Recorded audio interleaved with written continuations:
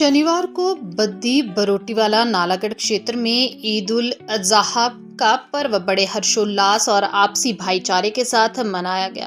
मेवात की समृद्ध परंपरा को जीवंत रखते हुए हिंदू और मुस्लिम समुदाय के लोगों ने एक दूसरे को गले मिलकर बकरीद की मुबारकबाद दी।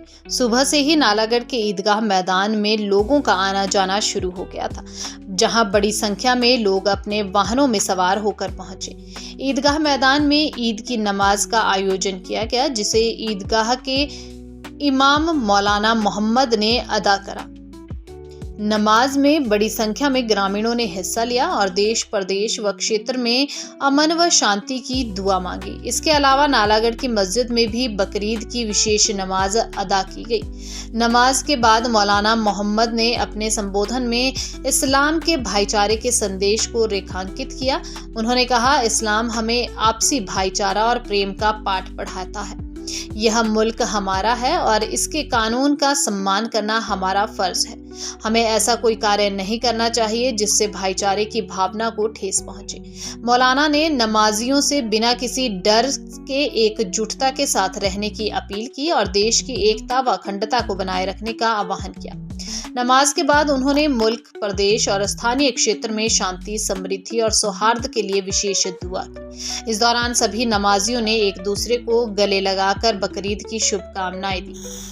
नमाज के बाद नालागढ़ के बाजारों में रौनक छा गई। लोग अपने परिवार और दोस्तों के साथ खरीदारी के लिए निकले।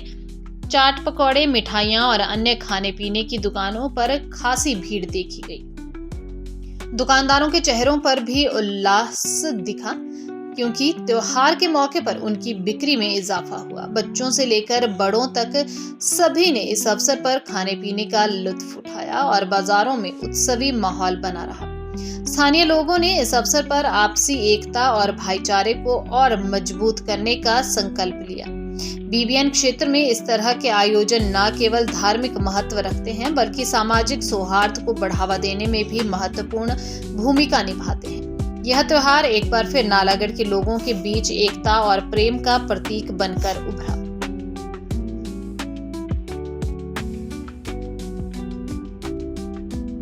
कुर्बानी का मकसद है सिर्फ अल्लाह को राज़ी करना, रब को राज़ी करना। इसलिए हम पूरे देशवासियों को कुर्बानी की बहुत बहुत मुबारक, ईद की बहुत बहुत मुबारकबाद देते हैं और तमाम अपने मुस्लिम भाइयों से कहेंगे कि अपने घरों में ऐसे तरीके पर कुर्बानी पेश करें रब के लिए कि किसी भी हमारे भाई को किसी भी धर्म से ताल्लुक़ रखते हो, चाहे हिंदू भाई हों चाहे सिख भाई हों, किसी को इससे तकलीफ़ ना हो। ऐसी कुर्बानी से कोई फ़ायदा नहीं जिससे किसी को तकलीफ़ हो। ऐसी चीज़ों से रब भी राज़ी नहीं होते कि जिससे आप उसकी मखलूक को नाराज़ करें। कुर्बानी मनाई कहाँ से शुरू हुई थी सर? ये असल में जब से ये दुनिया कायम हुई है तभी से चल रहा है। लेकिन हम जो कुर्बानी मनाते हैं, ईद उल अजहा कुर्बानी जो मनाते हैं, ये इब्राहिम अलैहिस्सलाम की सुन्नत है। उन्होंने अपने बेटे की कुर्बानी दी थी। अल्लाह ने उसे ख्वाब में दिखलाया था कि अपने बेटे की कुर्बानी दो। फिर अल्लाह ने उसकी जगह एक दुम्बा भेजा, तो तब से ये कुर्बानी चला रहा और उसकी हर अदा को अल्लाह ने ता क़यामत तक के लिए लोगों के लिए जारी कर दिया कि इस अमल को अल्लाह को इतना पसंद आया उसका ये अमल कि सब लोगों के लिए, तमाम ईमान वालों के लिए इसको जारी कर दिया कि तमाम के तमाम इसको करेंगे। हाँ जी, मैं सभी भाइयों को, मेरे देश प्रदेश, सभी अजीज़ दोस्तों को, बुजुर्गों को इस पावन त्योहार के ऊपर सभी को मुबारकबाद देना चाहता हूँ और सभी से गुजारिश करूँगा कि ये त्यौहार एक ऐसा है जो आपसी भाईचारे को, मोहब्बत को पैदा करता है और इनमें इत्तेफाक पैदा करता है।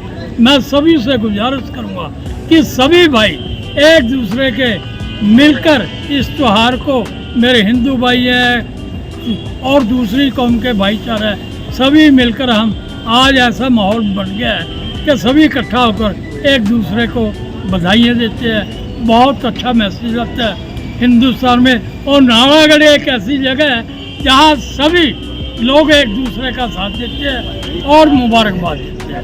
मैं सभी से गुजारिश करूँगा, अल्लाह ताला इन मेरे नालागढ़ के वासियों को, शहर के वासियों को और स्टेट के वासियों को, सभी को एकजुट होने की अपील करता हूँ।